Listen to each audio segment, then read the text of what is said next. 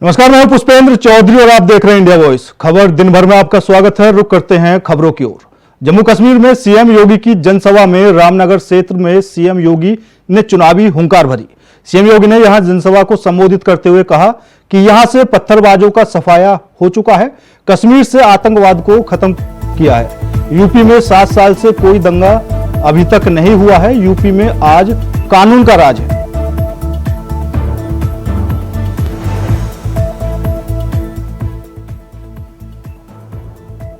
बहनों और भाइयों,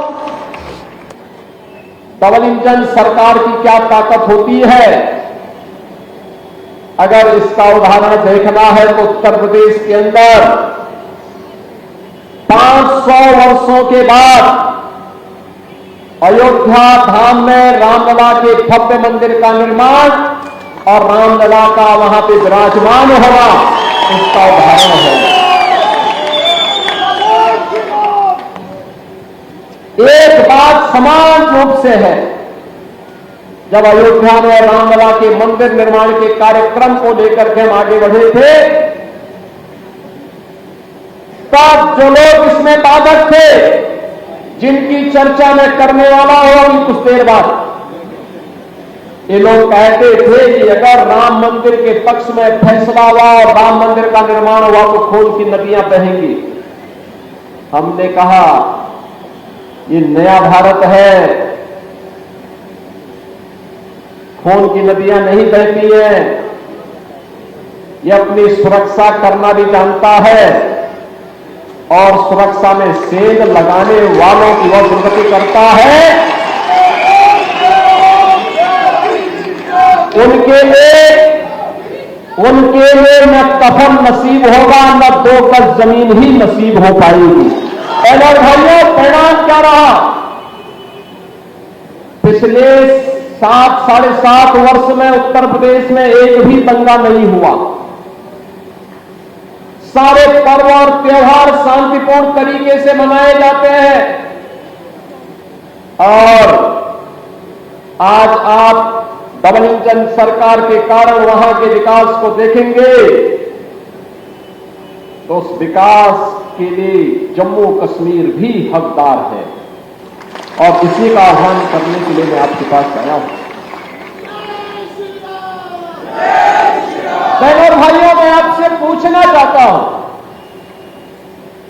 कौन लोग हैं वे जिन्होंने धरती के स्वर्ग को मजहबी उन्माद के पाप का एक गोदाम बना करके, वेयर हाउस बना करके यहां की जनता का शोषण किया, परिवारवाद को पनपाया, भ्रष्टाचार को पनपाया, अपने राजनीतिक स्वार्थ के लिए आतंकवाद को पनपाने का पाप किया था। ये लोग कौन थे? वह कोई और नहीं था, ये कांग्रेस, नेशनल कॉन्फ्रेंस और पीडीपी ही उस पाप के मुख्य जनक हैं। याद करिए जो बात ये लोग अयोध्या के बारे में कह रहे थे, यही बात इन्होंने जम्मू कश्मीर यानी जम्मू कश्मीर से धारा 370 के हटने के पहले भी कहा था। इन्होंने कहा था कि आर्टिकल 370 को अगर हटाएंगे तो खून की नदियां बहेंगी। बहनों और भाइयों, ठीक उल्टा हुआ। 370 और 35A को हटाने के साथ ही कश्मीर में विकास तेजी के साथ आगे बढ़ गया।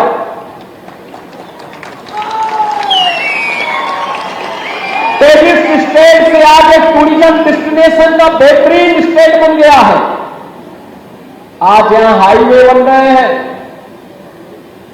आज यहां पर IIT, IIM, एम्स जैसे संस्थान स्थापित हो रहे हैं।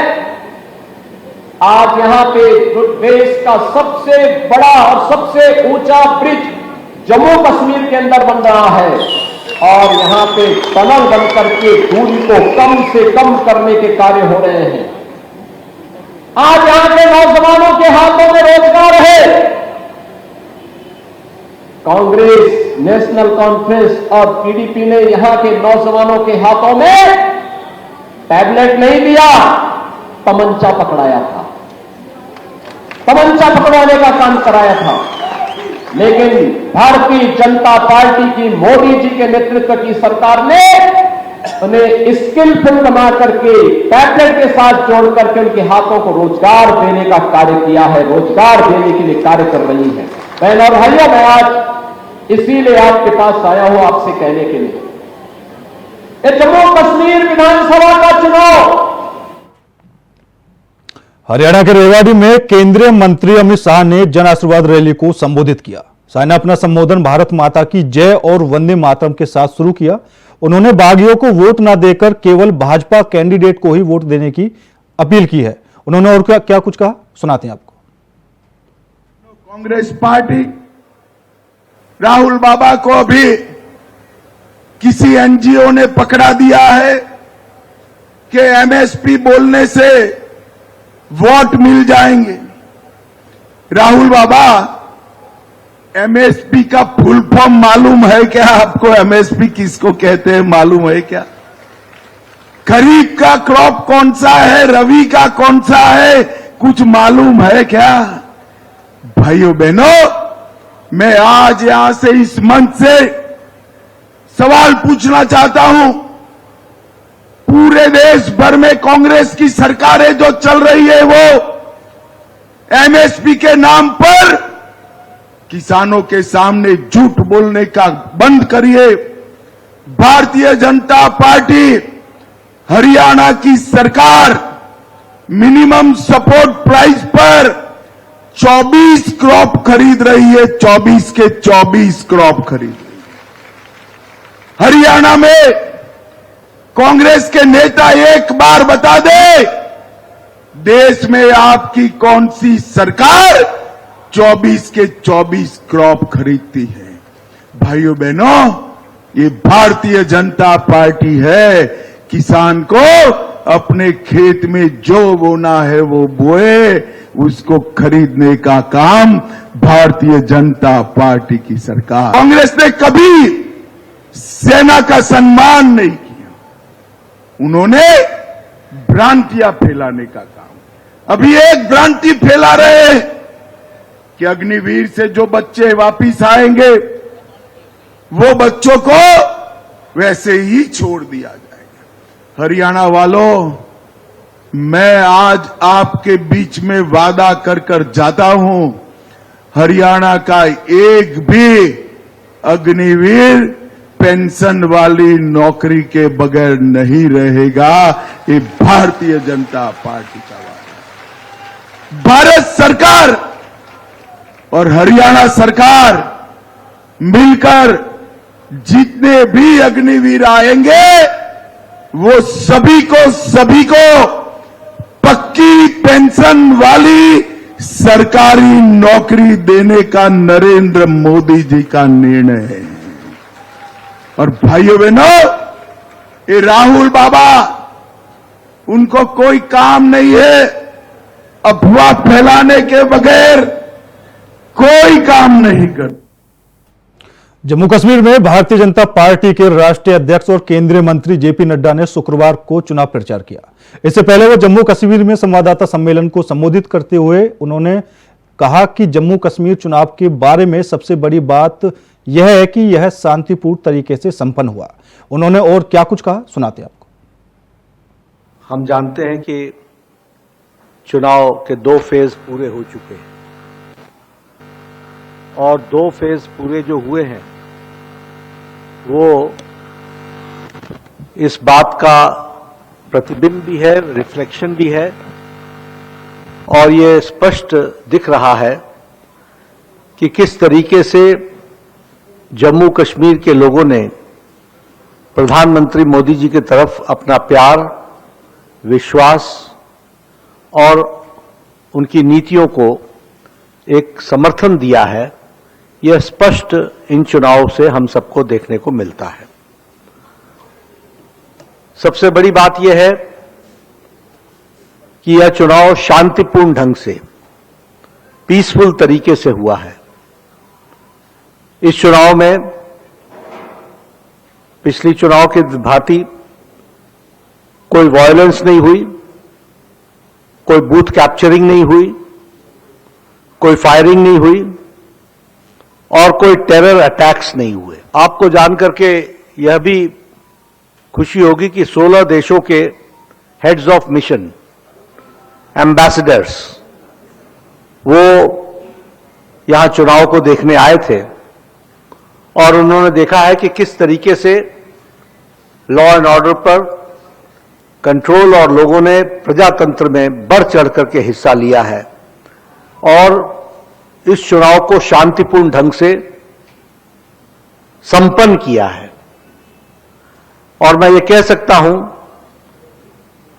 कि it is a historical occasion, ये एक ऐतिहासिक घड़ी है जब जम्मू कश्मीर के लोगों ने बुलेट को रिजेक्ट करके बैलेट का रास्ता चुना है। इस बात को भी हमको ध्यान में रखना चाहिए। यह चुनाव पीस, स्टेबिलिटी और डेवलपमेंट का है। दो चुनाव के क्रम ने, फेजेस ने इस बात को तय कर दिया है कि जम्मू कश्मीर की जनता शांति चाहती है, स्थिरता चाहती है और विकास चाहती है और उस दृष्टि से इस बात को हमको देखने को मिलता है। युवाओं ने वेपन्स को छोड़कर, फिलहाल रुकते हैं छोटी सी ब्रेक के लिए। ब्रेक के बाद खबरों का सिलसिला लगातार जारी है। ब्रेक के बाद एक बार फिर आप सभी का स्वागत है। रुक करते हैं अगली खबर का। सपा नेता अफजाल अंसारी का बयान सामने आया है, जिसमें अफजाल अंसारी का कहना है कि एक मालगाड़ी गांजा भी कुंभ चला जाए तो सब खप जाएगा। अफजाल अंसारी के बयान पर सियासी पारा हाई है। देखिए रिपोर्ट। करोड़ों की संख्या में गांजा पीने वाले लोग खुलेआम गांजा पीते हैं, पूरी महफिल लगा के गांजा पीते हैं, बड़े बड़े धार्मिक आयोजनों में लोग गांजा पीते हैं, उसे भगवान का प्रसाद और बूटी कह करके पीते हैं। तो भगवान का प्रसाद और बूटी है तो अवैध क्यों है भाई? तो सुना आपने सपा नेता अफजाल अंसारी का ये ज्ञान। सनातन को लेकर अफजाल अंसारी का ज्ञान क्या कहता है? अफजाल अंसारी का ज्ञान कहता है कि एक मालगाड़ी गांजा भी कुंभ चला जाए तो सब खप जाएगा। अब तक तो सपा सुप्रीमो अखिलेश यादव ही मठाधीश को माफिया और संतों को धूर्त बता चुके हैं, मगर अब अफजाल अंसारी उनसे 2 कदम आगे निकल चुके हैं और साधु संतों और सनातन को खुलेआम गाली देने का काम कर रहे हैं। आप खुद ही सुन लीजिए अफजाल का सनातन को लेकर नया ज्ञान। ये गांजा को हम कहते हैं कि आप कानून का दर्जा देके इसे वैध कर दो, लेकिन कानून का इतना बड़ा माखौल क्यों लाते हो? लाखों करोड़ों की संख्या में गांजा पीने वाले लोग खुलेआम गांजा पीते हैं, पूरी महफिल लगा के गांजा पीते हैं, बड़े बड़े धार्मिक आयोजनों में लोग गांजा पीते हैं, उसे भगवान का प्रसाद और बूटी कह करके पीते हैं। तो भगवान का प्रसाद और बूटी है तो अवैध क्यों है भाई? ये दोहरी नीति क्यों? अगर वो भगवान का प्रसाद है, भगवान की बूटी है, तो उसको कानून में मान्यता दो। कानून में अवैध और पीने के लिए छूट, भकाभक। अभी कुंभ लगने जा रहा ना, एकाध मालगाड़ी भी अगर चली जाएगी गांजा की तो खत्म हो जाएगी। सपा नेता अफजाल अंसारी का कहना है साधु संत बड़े शौक से गांजा पीते हैं। यकीन नहीं होता तो गाजीपुर के मठों में चलिए। अफजाल अंसारी जिस तरह से एक बार फिर से अपने बेतुके बयान के जरिए संतों का अपमान कर रहे हैं, उससे सपा का एजेंडा लगता है साफ हो चुका है। सनातन का अपमान, साधु संत और सनातन के अपमान की दास्तान सपा में कोई नई नहीं है। पहले स्वामी प्रसाद मौर्य रामायण और रामचरितमानस की क्रांतियां जलाने तक का काम कर चुके हैं। फिर सपा सुप्रीमो अखिलेश यादव साधु संतों को धूर्त बता चुके हैं और अब अफजाल अंसारी संतों को नशेड़ी करार दे रहे हैं। मगर सवाल ये कि क्या संतों और सनातन का अपमान कर सपा का पुराना एजेंडा है या चुनावी रणनीति? क्योंकि जिस तरह से एक के बाद एक सपा नेता मठाधीश से लेकर संतों का अपमान कर रहे हैं, उससे तो लगता है कि वर्ग विशेष को लुभाने के लिए संतों के अपमान कर सपा अपनी राजनीति चमकाने और खुद को पीडीए हितैषी साबित करने के लिए सस्ते राजनीतिक हथकंडे का इस्तेमाल कर रहा है। ऐसे में सवाल ये कि क्या सपा अफजाल अंसारी के इस बयान के साथ खड़ी है? लाखों करोड़ों की संख्या में गांजा पीने वाले लोग खुलेआम गांजा पीते हैं, पूरी महफिल लगा के गांजा पीते हैं, बड़े बड़े धार्मिक आयोजनों में लोग गांजा पीते हैं, उसे भगवान का प्रसाद और बूटी कह करके पीते हैं। तो भगवान का प्रसाद और बूटी है तो अवैध क्यों है भाई? सपा के गढ़ करहल में डिप्टी सीएम केशव प्रसाद मौर्य के कार्यक्रम में बवाल हो गया। बवाल को लेकर समाजवादी पार्टी ने बीजेपी पर निशाना साधा है। सपा ने एक्स पर पोस्ट कर कहा कि उप मुख्यमंत्री केशव प्रसाद मौर्य ने अपने कार्यक्रम में फरियाद लेकर आए व्यक्ति को करहल थाने में बंद करवा दिया। यह शर्मनाक है। जो जनता की फरियाद नहीं सुन रहे उन्हें जनता सत्ता से बाहर जरूर करेगी। सरकार पीड़ित की रिहाई कर समस्या का निस्तारण करे।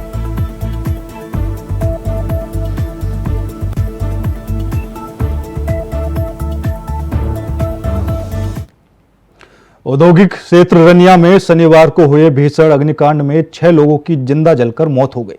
तो वहीं मुख्य अग्निशमन अधिकारी ने बड़ा खुलासा किया है, जिसमें उन्होंने बताया कि 90% फैक्ट्री मानकों को ताक पर रख संचालित हो रही हैं। फैक्ट्रियों के पास फायर एनओसी नहीं है, जिसके बाद बिना एनओसी के फैक्ट्री चालकों पर नोटिस भेजा गया है।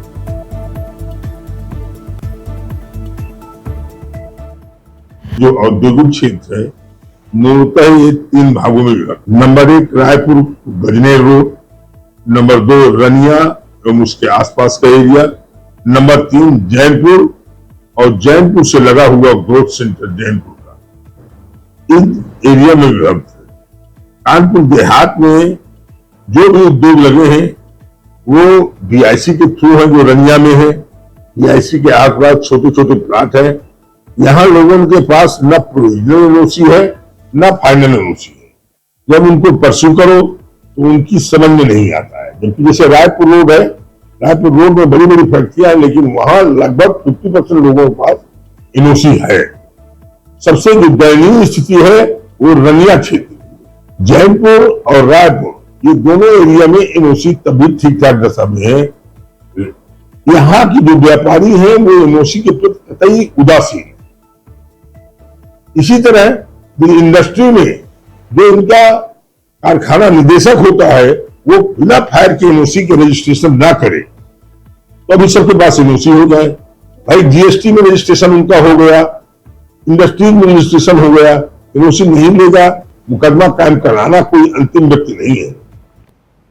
मिर्जापुर जिले के मझवा विधानसभा क्षेत्र के पेड़ापुर गांव में डिप्टी सीएम केशव प्रसाद मौर्य पहुंचे।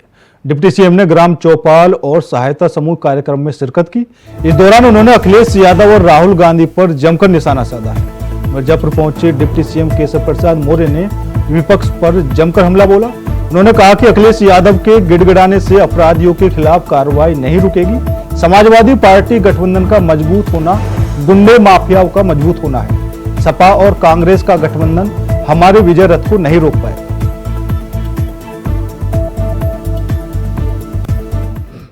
8 साल सत्ता में कांग्रेस थी, तब इन लोगों को ना आरक्षण याद आया, ना पिछड़ा याद आया, ना दलित याद आया, ना आदिवासी याद आया।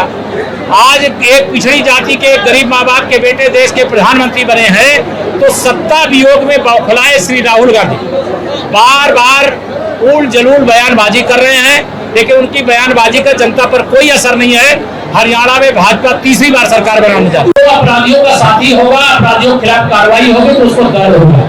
श्री अखिलेश यादव अपराधियों के खिलाफ, माफियाओं के खिलाफ, दलगाइयों के खिलाफ, भ्रष्टाचारियों के खिलाफ, बलात्कारियों के खिलाफ जब भी कोई कार्रवाई होती है तो बिलबिला उठे।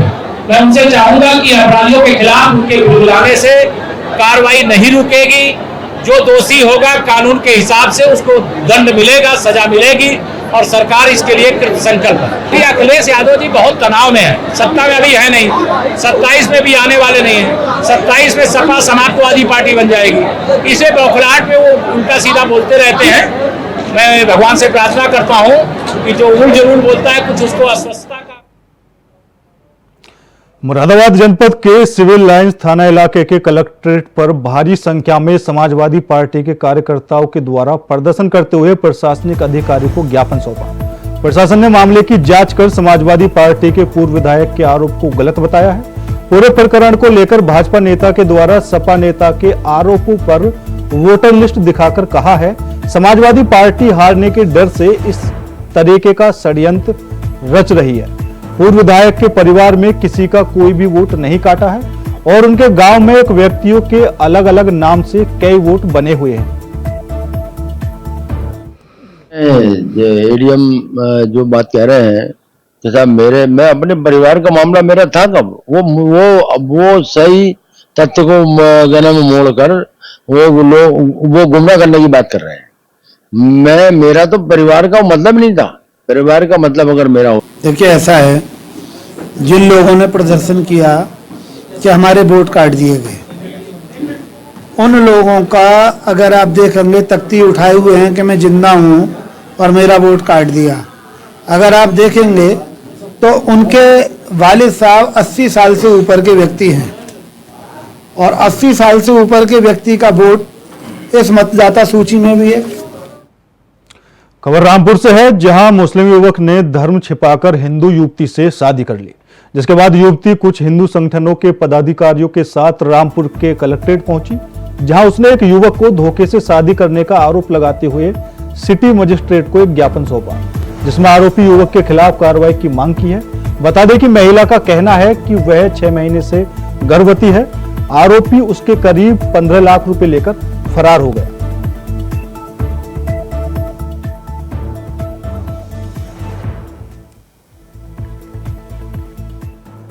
बहुत बुरा हुआ है, तो मुझे 5 महीने का प्रेग्नेंट करके छोड़ा और जो मुस्लिम लड़का था और मुझे हिंदू बन के शादी करा है सर, और अब भी भाग गया है।